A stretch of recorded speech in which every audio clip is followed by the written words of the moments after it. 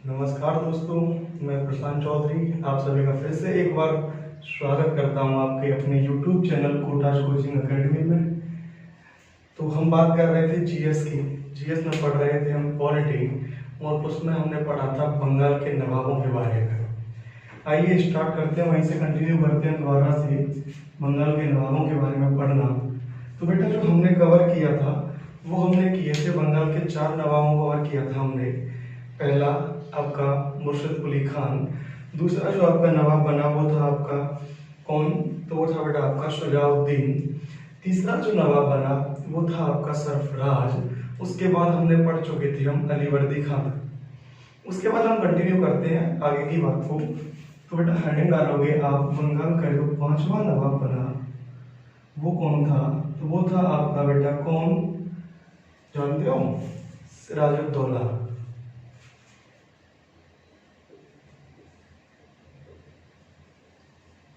लिखोगे बेटा सिराजुद्दौला। जो बेटा सिराजुद्दौला आपका नवाब बना, बंगाल की गद्दी पर जब बैठा, तो इसका जो रूलिंग पीरियड रहा वो बेटा रहा आपका 56 से 57। इसके बारे में पढ़ना इसलिए इम्पोर्टेंट है क्योंकि इसके रूलिंग पीरियड में इस 56 में ही एक महत्वपूर्ण घटना घटित हुई बेटा, जिसे आप सभी लोग जानते होंगे किसके नाम से, तो वो थी आपकी ब्लैक होल ट्रेजेडी, काल कोठरी की घटना।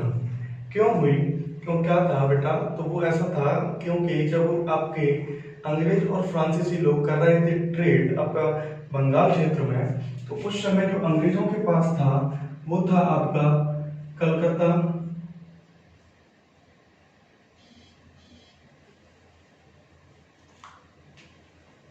वो था बेटा आपका कलकत्ता। कलकत्ता में कर रहे थे बेटा आपके अंग्रेज व्यापार, और जो फ्रांसीसी थे वो थे बेटा आपके कहाँ, चंद्रीनगर में।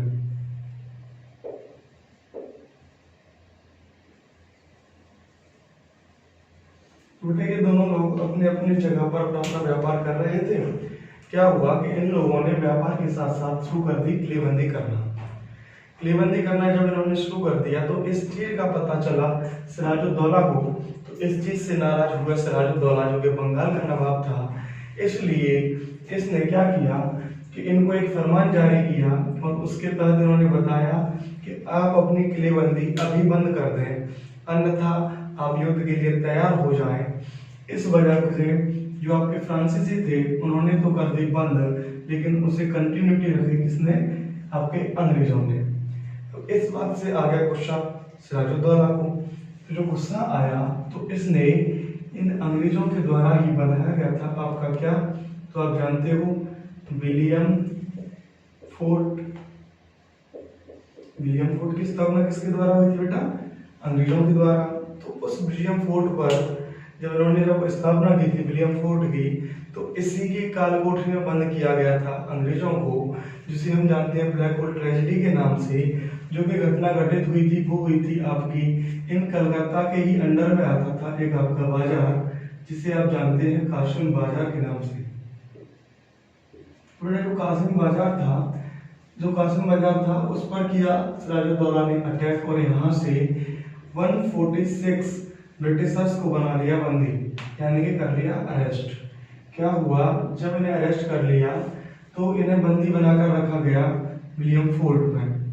जब बेटा 2 दिन बाद, आफ्टर 2 डेज, जब इस कोठरी को खोला गया तो पाया गया कि 123 जो आपके अंग्रेज थे उनकी हो चुकी थी मृत्यु, और जो आपके बचे कितना, 23 जो अंग्रेज थे वो बचे थे जिंदा।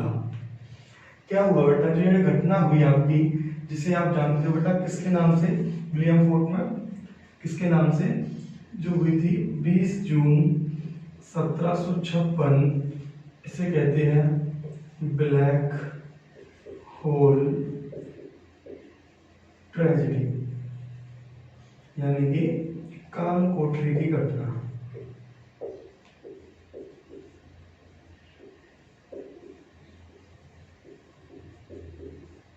नोट करेंगे बेटा, ब्लैक होल ट्रेजेडी कब हुई थी, तो 20 जून 1756, जिसे हम जानते हैं ब्लैक होल ट्रेजेडी के नाम से, जिसे हम हिंदी में कहते हैं कालकोठरी की घटना, किसके द्वारा इस घटना को अंजाम दिया गया? तो वो था आपका सिराजुद्दौला, क्योंकि रूलिंग पीरियड ही क्या था इनका? 56 से 57 का। इस घटना के तहत क्या हुआ? 146 अंग्रेजों को बंदी बनाया। 2 दिन बाद जब उसे खोल करके देखा गया, 146 में से 123 अंग्रेज जो थे वो आपकी मर चुके थे और उसमें से 23 अंग्रेज ही जिंदा बचे थे, जीवित बचे थे। जब जो 23 अंग्रेज थे उनमें से ही था बेटा आपका विलियम हॉलवे नामक एक अंग्रेज, जिसने इस घटना के बारे में अपनी एक बुक में लिखा है। लेकिन आपके ब्रिटिश लोग जो भी थे वो इस घटना को झूठी मानते हैं। वो ये कहते हैं ऐसी घटना हमारे साथ नहीं हुई। आगे चलते हैं बेटा। इसके बाद क्या हुआ? तो बेटा आपको पता है जब ये घटना हुई तो इस बात की जब पता चला किसको? अंग्रेज लोगों को ब्रिटेन में, कि हमारे भाइयों के साथ ऐसी घटना की गई है जिससे हमारे भाइयों की मृत्यु हो गई है, तो इसलिए उन्होंने कर दिया बेटा धरना प्रदर्शन। जब उन्होंने प्रदर्शन करना शुरू कर दिया तो वहां की गवर्नमेंट ने, भारत ने इस चीज की पुष्टि को साबित करने के लिए एक पहला आपका गवर्नर बजा करके भेजा, first governor of Bengal.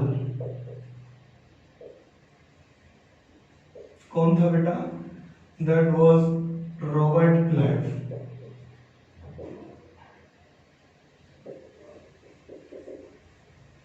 Robert Clive.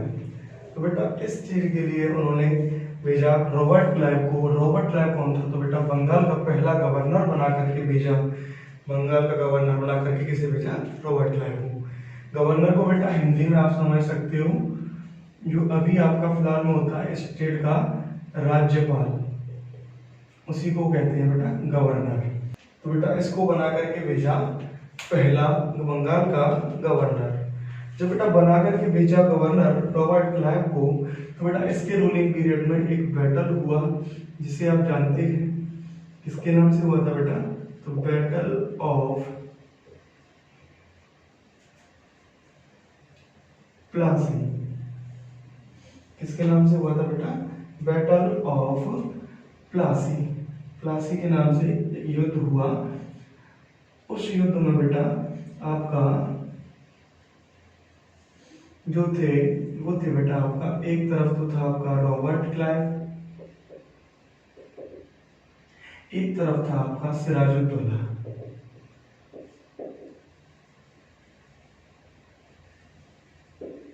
ये युद्ध जो हुआ बेटा वो हुआ था 1757 में। रॉबर्ट क्लाइव और सिराजुद्दौला के बीच लड़ा गया बेटा बैटल ऑफ प्लासी 1756 में।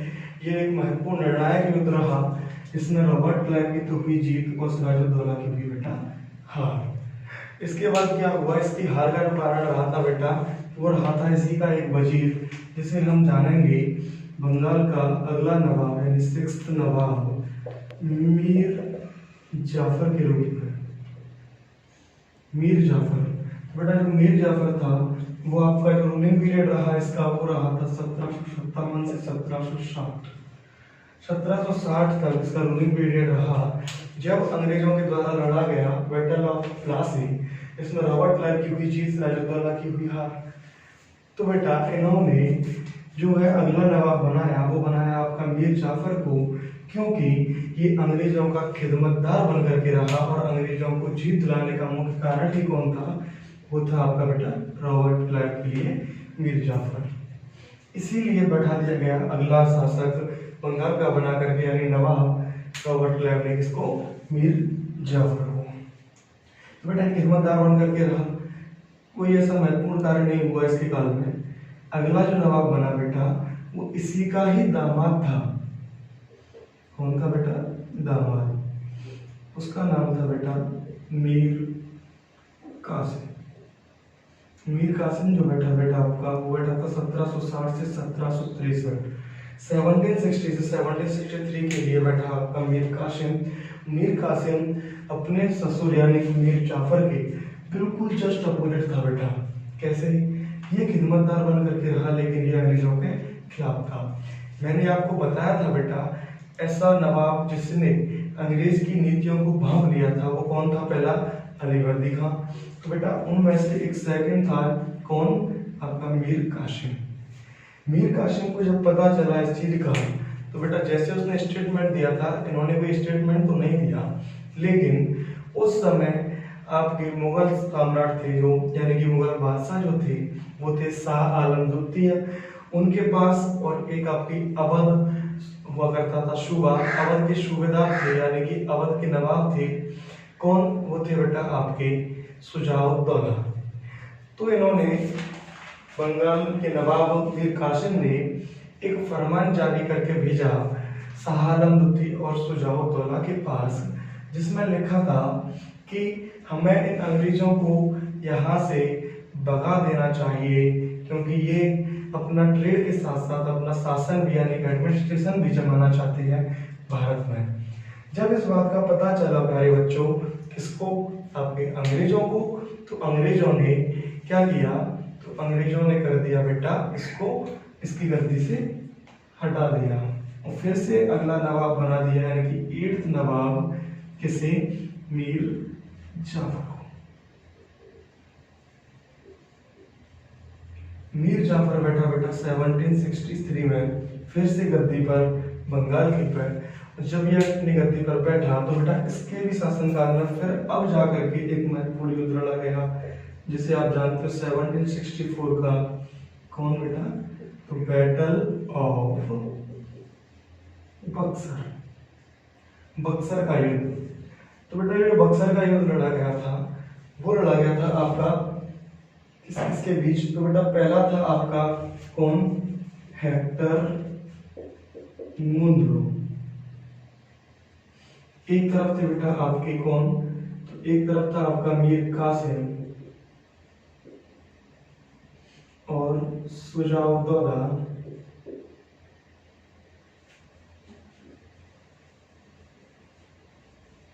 और आपके मुगल बादशाह थे शाह आलम सेकंड। तो बेटा जब इनके बीच लड़ा गया बैटल ऑफ बक्सर, तो ये भी एक निर्णायक युद्ध रहा, जिसमें हेक्टर मुनरो की हुई जीत और इन तीनों की आर्मी जो थी उसकी हुई हार। ऐसा क्यों हुआ बेटा? क्योंकि आप जानते हो उस समय ब्रिटिशर जो लोग थे वो हमसे ज्यादा टेक्निकल हुआ करते थे। हमारे आर्मी के पास जो लड़ने के लिए थी वो क्या थे बेटा? तलवार और भाले। इनके पास क्या था? बंदूकें थी। तो आप जानते हो किसकी जीत होनी थी। ऐसा ही हुआ। आगे चलते हैं बेटा, लिख लिया आप तो साफ कर दो इसे जरा, आगे बात करते हैं।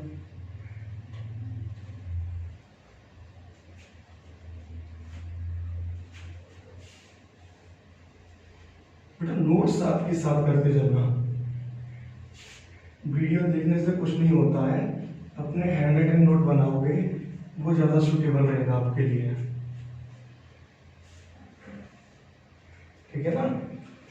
तो बेटा जब हुआ बैटल ऑफ बक्सर इन 1764, उसके बाद जब हार हुई शाह आलम द्वितीय, मीर कासिम और शुजाउद्दौला की, तो बेटा अंग्रेज और इन सभी के बीच यानी कि जो आपके तीनों लोग थे उनके बीच हुई एक ट्रीटी, रॉबर्ट क्लाइव के बीच और इन तीनों लोगों के बीच। उस ट्रीटी को बेटा हम जानते हैं किसके नाम से? तो बेटा वो थी आपकी ट्रीटी ऑफ इलाहाबाद। इलाहाबाद की ट्रीटी यानी कि इलाहाबाद की संधि, ये हुई थी बेटा आपकी 1765 में। 1765 में हुई आपकी ट्रीटी ऑफ इलाहाबाद, जैसा कि मैंने आपको बताया, रॉबर्ट क्लाइव और शाह आलम द्वितीय, शुजाउद्दौला और मीर कासिम के बीच। इस ट्रीटी के तहत क्या किया गया बेटा? वो था आपका कि मैंने आपको शुरुआत में ही जब वीडियो स्टार्टिंग की थी, पहली वीडियो है, नहीं देखी है तो देख लें, उसमें मैंने आपको बताया था जो ब्रिटिशर लोग थे उनके पास ट्रेड के लिए 3 प्रेसिडेंसियां हुआ करती थी, मद्रास, मुंबई और बंगाल। उसके बाद बेटा इस ट्रीटी के तहत इन्होंने 2 और मांग लिए। क्या क्या? बिहार और उड़ीसा, ये 2 प्रेसिडेंसियां बेटा इन्होंने और मांग ली। अब इन प्रेसिडेंसियों के मांगने के बाद क्या हुआ कि जब ये प्रेसिडेंसियां इन्होंने अपने पास अपने अधीन ले ली, तो बेटा जब इनके अधीन होंगी तो इनसे टैक्स कौन लेगा? ब्रिटिशर लोग लेंगे। तो बेटा जब ब्रिटिशर लोगों ने जब ये अपने पास ले ली, तो बेटा एक और कार्य कर दिया उन्होंने इन 1765 टू 1772। इसने लगाया बेटा रॉबर्ट क्लाइव ने, क्या, जिसे आप जानते हैं द्वैत शासन के नाम से, इंग्लिश में बोलते हैं बेटा डायरची इन बंगाल। बेटा डायरची इन बंगाल यानी कि द्वैत शासन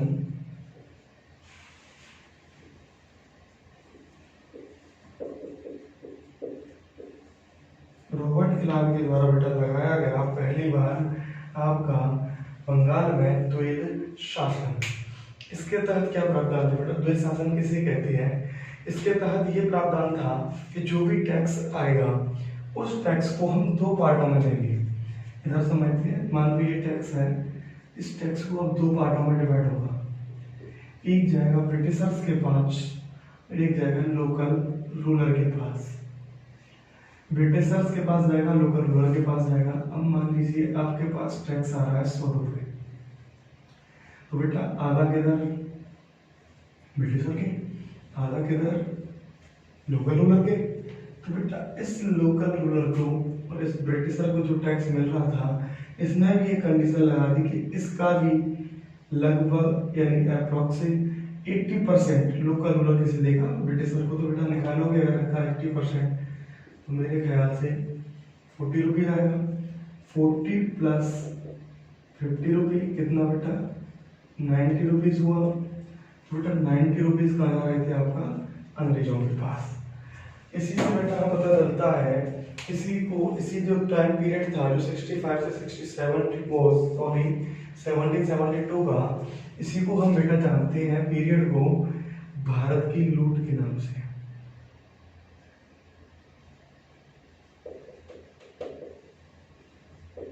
इस पीरियड को बेटा भारत की लूट भी कहते हैं। क्यों कहते हैं वो आपको सीधा दिख ही रहा होगा क्यों कहते हैं, ठीक है। अब क्या हुआ बेटा, अब हम पढ़ेंगे क्या, वो पढ़ेंगे बेटा वॉरेन हेस्टिंग के बारे में। आपने अगर नोट कर लिया हो तो आगे बात करते हैं बेटा।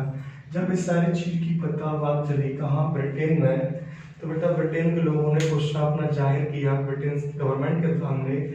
उन्होंने कहा कि ये जो सारा कुछ कर रहे हैं ईस्ट इंडिया कंपनी वाले, ये गलत कर रहे हैं भारतीयों के साथ। इसलिए ब्रिटेन गवर्नमेंट ने बेटा इन 1772 भेजा आपके Warren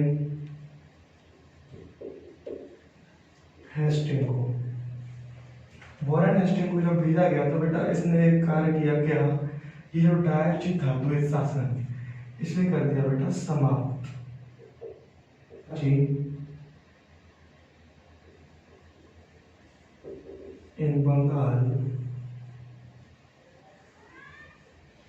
was abolished,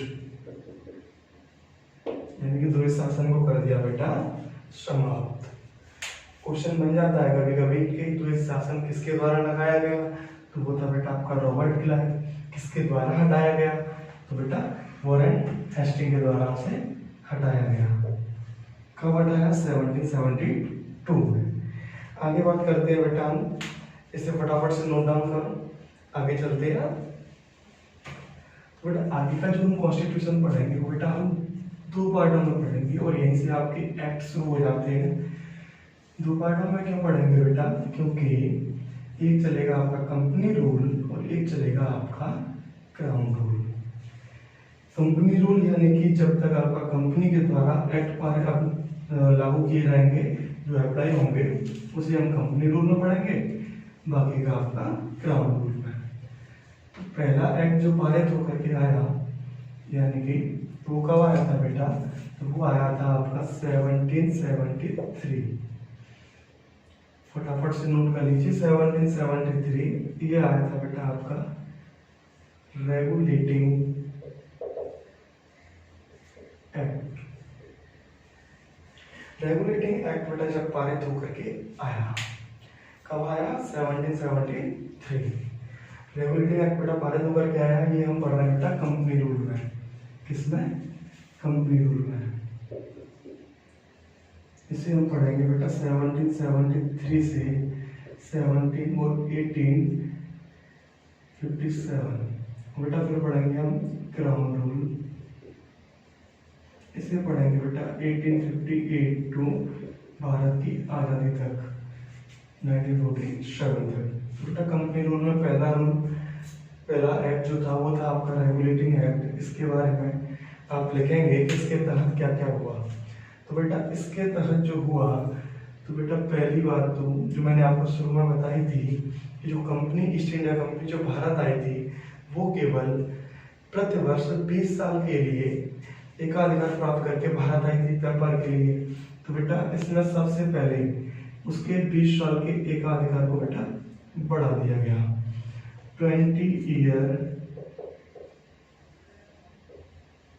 trade monopoly extend, 20 साल के लिए उसके कंपनी के एकाधिकार जो थे व्यापार के उन्हें बढ़ा दिया गया। इसके बाद बेटा दूसरा पॉइंट क्या होगा इसमें, तो बेटा दूसरा पॉइंट ये होगा 24 board of director appointed in EIC। बेटा 24 बोर्ड ऑफ डायरेक्टर की कर दी गई नियुक्ति। इसके लिए क्योंकि जो भी कुछ चल रहा था भारत में उससे हम भारतवासियों को भी बहुत ज़्यादा परेशानियां दिक्कतें खड़ी हो रही थी हमारे लिए। इस चीज़ का विरोध वहाँ के ब्रिटिशर लोग भी गवर्नमेंट के सामने कर रहे थे।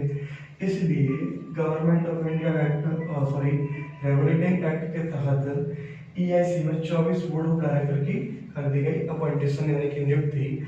इससे क्या होगा कि जो भी वर्क होगा उसकी देखरेख करेगी आपकी बोर्ड ऑफ डायरेक्टर। कंपनी के द्वारा जो भी काम होगा उसका देखरेख कौन करेगा, बोर्ड ऑफ डायरेक्टर। और ये सारी चीज़ों का जवाब कहाँ देंगे, आपका ब्रिटेन गवर्नमेंट को। इसके बाद क्या हुआ बेटा, तो इसमें एक अगला काम हुआ बेटा, इस एक्ट के तहत जो आपकी गवर्नर की पोस्ट थी उसे बेटा हटा करके क्या बना दिया गया, गवर्नर जनरल ऑफ बंगाल। बेटा आपका गवर्नर जनरल ऑफ बंगाल कौन बना, तो बेटा वो था आपका Warren Hasting. Who was the first governor general of Bengal? That was Warren Hastings। ठीक है बेटा। इसके बाद क्या हुआ, तो उसके लिए हम पढ़ेंगे बेटा क्या, इसके बाद जो अगला कार्य हुआ वो हुआ बेटा आपके स्थापना किसकी, तो बेटा वो हुई आपकी एग्जीक्यूटिव एंड जुडिशरी। किसकी बेटा, वो हुई थी आपकी जुडिशरी की।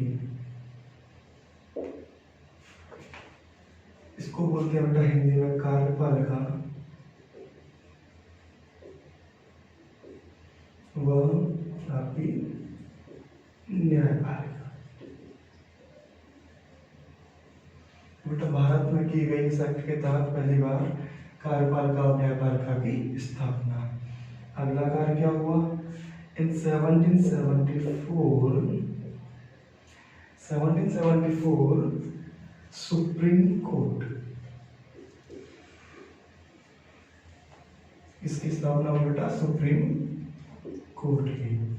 कहाँ हुई थी बेटा ये स्थापना, तो बेटा ये हुई थी आपकी कलकत्ता में। ठीक है बेटा, 1774 सुप्रीम कोर्ट की स्थापना हुई, कहाँ हुई, कलकत्ता में। इसके जो बेटा कर दिया, तो बेटा बस इतना सा ही था आपका रेगुलेटिंग एक्ट। फटाफट से नोट कीजिए, इसके बाद आगे बात करते हैं। डालिए बेटा आपका क्या, पिट्स इंडिया एक्ट।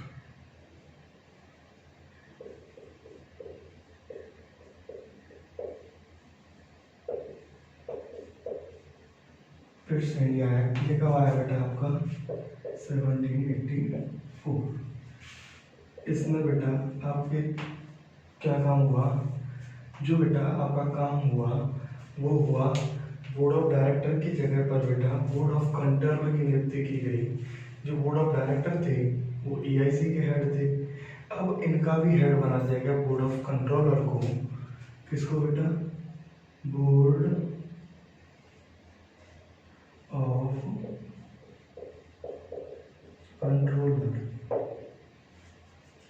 कितने ईयर के लिए बेटा? जो इनकी जो आपकी यानी टर्म पीरियड था बेटा, इसमें कितने नंबर थे बेटा? तो वो थे आपके 6। ठीक है। अगला कार्य क्या हुआ बेटा इसके तहत? बेटा अगला कार्य हुआ ट्रेड एंड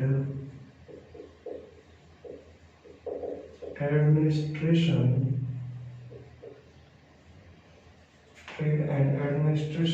फ्रॉम कंपनी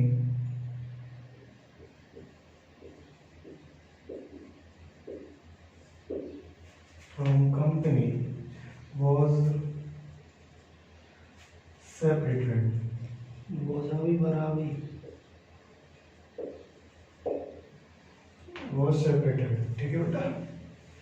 आगे क्या हुआ? तो इसके साथ एक और काम हुआ बेटा, क्या? Executive and judiciary was separated। ठीक है। आपका पिटिशन एक्ट खत्म होता है यहीं पर। अगला एक्ट डालेंगे बेटा कौन सा? तो बेटा वो था आपका चार्टर। कब आया बेटा चार्टर? तो ये आया था 1793। पहला चार्टर जो पारित होकर गया है बेटा वो आया आपका 1793।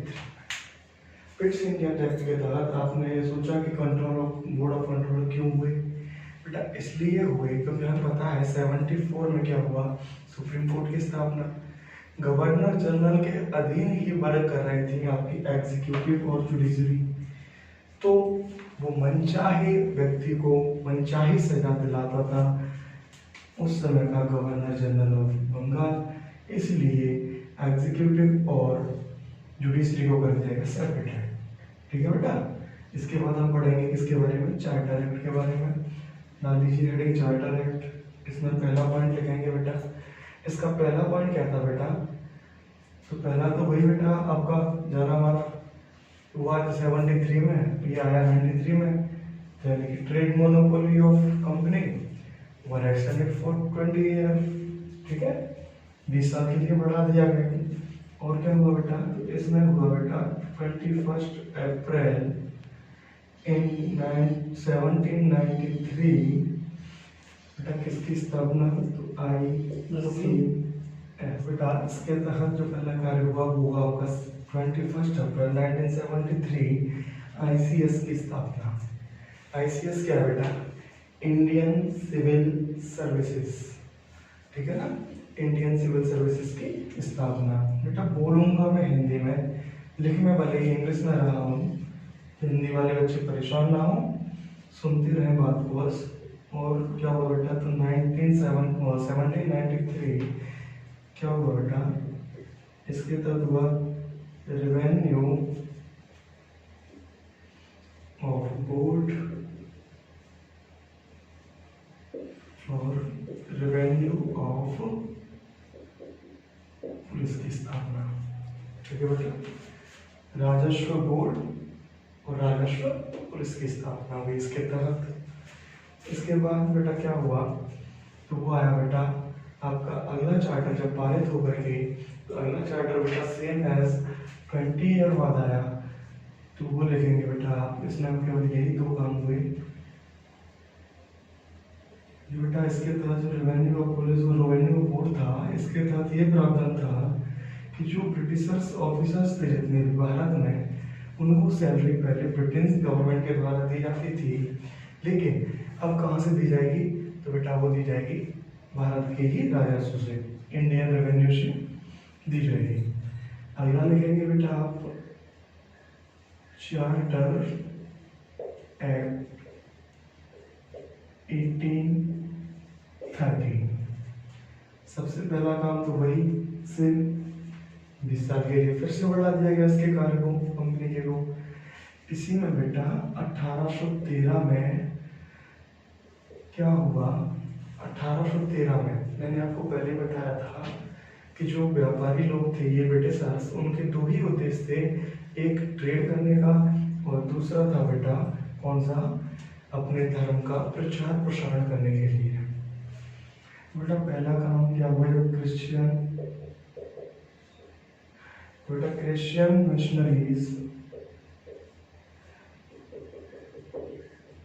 जो आपके क्रिश्चियन मिशनरी यानी कि इन्हें क्या बोलते हैं, सॉरी, तो इन्हें शायद जैसे हमारे यहाँ पंडित लोग होते हैं ना, ऐसे ही ईसाई धर्म में क्रिश्चियन मिशनरीज बोला जाता है इन्हें। तो क्रिश्चियन मिशनरीज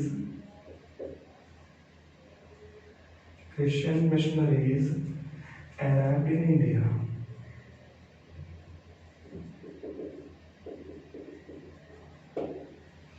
बेटा क्या हुआ, क्रिश्चियन मिशनरी भारत आए, इसलिए तो वही सिंपल सा बात है, इसलिए अपने धर्म का प्रचार प्रसारण करने के लिए।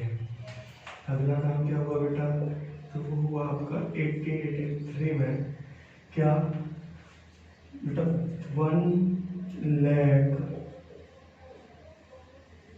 रुपये पर एनम, यानी 1 लाख रुपए प्रति वर्ष क्या होंगे बेटा, एक्सपेंड किए जाएंगे, किसके लिए, इंडियन एजुकेशन। इसके तहत प्रावधान किया गया बेटा कि 1 लाख रुपए प्रति वर्ष भारतीय की शिक्षा के लिए, भारतीय लोगों की शिक्षा के लिए खर्च करेगी आपकी ब्रिटिश गवर्नमेंट। ठीक है बेटा। इसके बाद अगला पॉइंट लिखोगे बेटा, तो इसके बाद क्या हुआ, तो इसमें हुआ बेटा आपका trade monopoly of company, trade monopoly of company was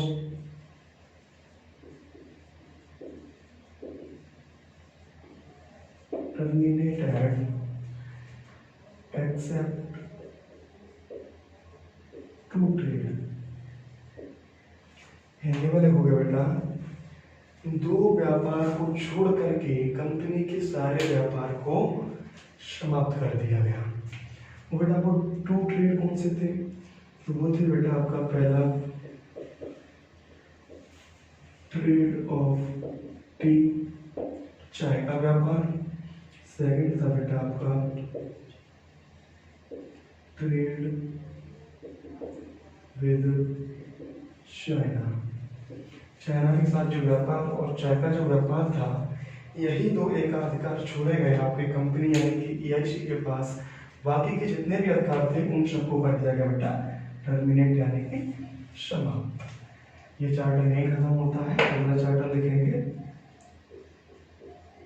charter act, वही 20 साल बाद 1833। पहला काम तो बेटा सब जगह वही ध्यान रखना है, टर्मिनेट एक्सटेंडेड किया गया 20 साल के लिए, किसे, EIC को।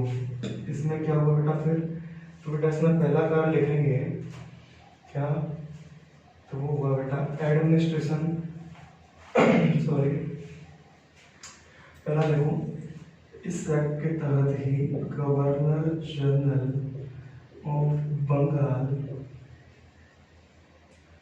को बना दिया गया बेटा क्या, गवर्नर जनरल ऑफ इंडिया। ठीक है बेटा। गवर्नर जनरल जो बंगाल था आपका, उस पोस्ट को हटाकर क्या दे दिया, governor general of India. Who was first governor general of India, तो बेटा आप इसमें लिखोगे कौन थे, तो वो थे बेटा आपका लॉर्ड विलियम बेंटिक। ठीक है। और who was last governor general of Bengal, वो भी बेटा आपका कौन थे? Lord William Bentinck. इसके बाद क्या हुआ? इसके बाद बेटा इंग्लिश को बना दिया गया भारत की भाषा। The English become the official language of India. ठीक है। और एक और कार्य क्या हुआ, जो कि बेटा आपके जो 2 ट्रेड छोड़े गए थे, किसना चार्टर सेकंड जो आया था, इस चार्टर के तहत वो 2 ट्रेड भी खत्म कर दिए गए। Trade monopoly of company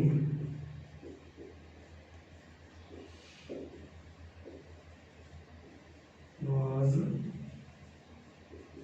established। ठीक है बेटा, इतना सा नोट करो फटाफट से। एक लास्ट चार्टर और पढ़ेंगे हम, इसके बाद हम खत्म करते हैं बेटा आपका कंपनी रूल को। फिर आगे की वीडियो में मुलाकात करते हैं आगे की क्लास में, फिर हम बढ़ेंगे क्रॉस रूल के बारे में। ठीक है, कर लिया नोट? इसे हम हटाते हैं, अगला चार्टर डालिए।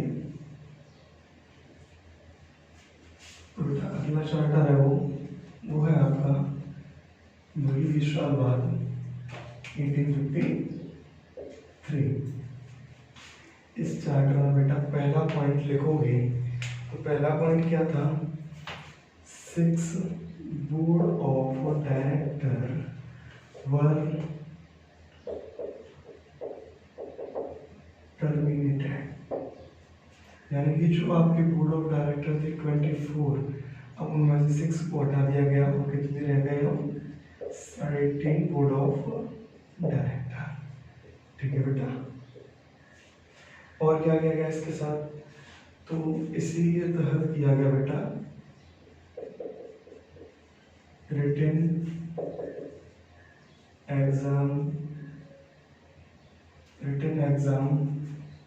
Of ICS, Indian civil services के लिए रिटन एग्जामिनेशन का प्रावधान किया गया इसमें बेटा। ठीक है, आपका बेटा इतना सा ही है लास्ट वाला चार्टर। मुलाकात करते हैं बेटा अगली वाली वीडियो में, बहुत जल्द मुलाकात होगी। थोड़ा सा लेट हो गए मैं जानता हूँ, वो इसलिए हुआ कि थोड़ी सी कुछ प्रॉब्लम थी ऐसी ही, इसीलिए थोड़ा सा लेट हो गया इस वीडियो को लेकर के। अगली वीडियो बहुत जल्द आएगी आप लोगों के पास। बाकी का अपना ख्याल रखें। नमस्कार।